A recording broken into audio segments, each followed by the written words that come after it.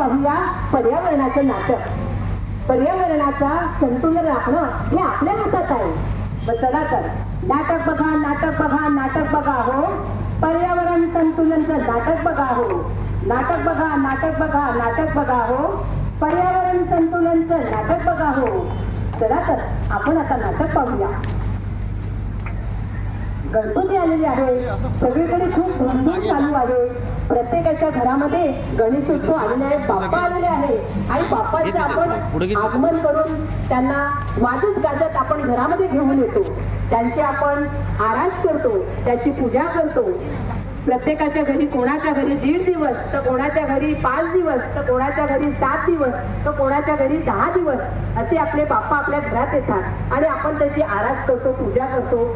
तर आपण पर्यावरणाचं संतुलन राखलं पाहिजे. यासाठी काय केलं पाहिजे तर बाप्पाची मूर्ती आपण शाडूचीच घेतली पाहिजे.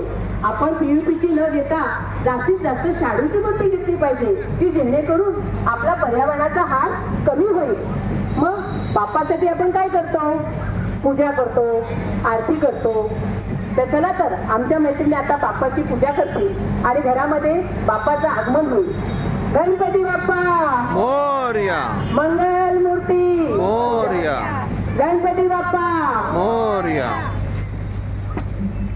सुख करता दुःख हरता वार्ता विघ्नाची, नुर्वी पूर्वी प्रेम कृपा दयाची, सर्वांगी सुंदर शेंदुराची, कंठी धरते माय मुक्ता फळाची. जय देव जय देव जय मंगल मूर्ती हो श्री मंगल मूर्ती, दर्शन माते मन कामना पूर्ती. जय देव जय देव. चला बाप्पाची पूजा झाली आहे, बाप्पाची आराध झालेली आहे आणि आता बाप्पा आमचा 1.5 दिवसासाठी विसर्जनासाठी निघाला आहे. तर आपण बाप्पाचं छान पद्धतीने असं विसर्जन करूया आणि बाप्पाला आपण निरोप देऊया. चला तर म्हणून राम मंदिर तलावाचे आपल्या बाप्पाचं विसर्जन होणार आहे. चला. देवा हो देवा गणपती देवा, तुमसे बढ़कर कौन, स्वामी तुमसे बढ़कर कौन, और तुम्हारे भक्त जनों में तुमसे बढ़कर कौन, स्वामी तुमसे बढ़कर कौन. अरे ताई थांबा थांबा, आपल्याला बाप्पाचं विसर्जन कुठे करायचं माहिती आहे ना तुम्हाला? हा, मूर्ती पीयूपीची असू दे किंवा शाडूची असू दे, आपल्याला दोन्ही मूर्त्या आहे ना या कृत्रिम तलावातच विसर्जन करायचे आहे. का? कारण आपलं जे तलाव आहे या तलावात छान पाणी आहे. सुंदर असं आपल्या तलावाचं इथे आपल्यासाठी रोषणाई केलेली आहे आणि या तलावामध्ये मच्छी आहेत.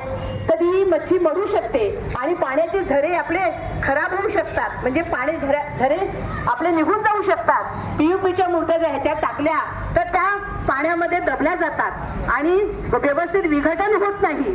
आणि शाडूच्या मूर्त्या असेल तर त्याचं व्यवस्थित विघटन होते. पण आता आपण एक संकल्प करूया.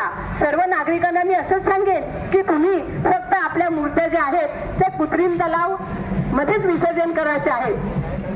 मूर्ती पीयूपीची असू दे या शाडूची असू दे. चला गणपती बाप्पा मोरया, मंगल मूर्ती मोरया, बाप्पा बाप्पा मोरया. चला आपण सोबत आणलेले निर्माल्य, हे निर्माल्य आपल्याला आपल्या निर्माल्य कक्षातच टाकायचं आहे. इथे तिथे निर्माल्य न टाकता आपण जे बाप्पासाठी 9 दिवस पूजा करतो, 10 दिवस पूजा करतो, ते पूजेचे निर्माल्य जे असते ते निर्माल्य सुद्धा आपल्याला निर्माल्य कलशातच टाकायचं आहे. कारण गणपती बाप्पा बाप्पाचं विसर्जन बघा खूप छान पद्धतीने कृत्रिम तलावात झालेलं आहे आणि नक्कीच ह्याचा फायदा आपल्याला होणार आहे. कारण कृत्रिम तलावामुळे आपलं जे पर्यावरणाचं जे पाणी आहे, हे पाणी तलावातलं पाणी खराब होणार नाही आहे. तर कृत्रिम तलावामध्ये पाणी जे ठेवलेलं आहे त्या पाण्यातच आपला बाप्पा विसर्जन होणार आहे. तर नागरिकांना मी विनंती करेल की सगळे बाप्पाच्या ज्या मूर्त्या आहेत, म्हणजे तुमची पीयूपीची मूर्ती असू दे किंवा शाडूची मूर्ती असू दे, ह्या मूर्त्या तुम्ही कृत्रिम तलावातच विसर्जन करायचे आहे. जसे विरासत महानगरपालिकेला तुम्ही सहकार्य करायचे आहे, कारण तुम्ही जेव्हा सहकार्य करणार तेव्हाच आम्ही या गोष्टी करू शकणार. वसईविराज शहर महानगरपालिकेला आयुक्त तर यांनी आपल्यासाठी चांगल्या पद्धतीने तलाव बांधलेला आहे आणि या तलावाचा हात होऊ नये, चांगल्या पद्धतीने तलाव राहावं यासाठी आपल्याला कृत्रिम तलावातच बाप्पाचं विसर्जन करायचं आहे. चला तर आपल्या बापाचं विसर्जन तर झालंय, पण ताई तुमच्या सोबत ते निर्माल्य वगैरे होते त्याचं काय करणार हो तुम्ही? आम्ही ते निर्माल्य जमा करून आपण बॅग लावलेली आहे. थांबा एक मिनिट. तर ती खताची बॅग जेणेकरून निर्माल्यापासून गांडूळ खत किंवा कंपोस्ट खत याची निर्मिती व्हावं म्हणून आम्ही मागे बॅग लावलेली आहे. ते पूर्ण निर्माल्य जमा झालेलं निर्माल्य आम्ही दुसऱ्या दिवशी सर्व महिला बचत गटाच्या महिला खताच्या बॅगेमध्ये टाकून त्याच्यात खताचं रूपांतर करतो. तर तुम्हाला पण पूर्ण नागरिकांना एक सूचना आहे, आपल्या घरी जे निर्माल्य असेल किंवा पालापाचोला असेल त्याच्यापासून सुंदर असं खत आपण घरी छोटेसे बादली किंवा खड्डा करून तिथे करू शकतो, जेणेकरून पर्यावरण वाचण्याचा एक तो भाग होईल. त्यासाठी सर्वांनी हे नेहमीच करावे. हो ताई, नक्कीच आमचे सर्व नागरिकांना तुम्ही चांगल्या पद्धतीने संदेश दिलेला आहे. ही जी खत निर्मिती आहे की नाही ही आपल्याला फायदेशीर आहे. ही जी नक्कीच नागरिकांना ही खत निर्मिती फायदेशीर ठरेल, कारण तुम्ही जर घरच्या घरी जर खत निर्मिती केली तर तेच खत तुम्ही तुमच्या झाडाला टाकू शकता. मग कसं करायचं खत? अहो, निर्माल्य घ्यायचं.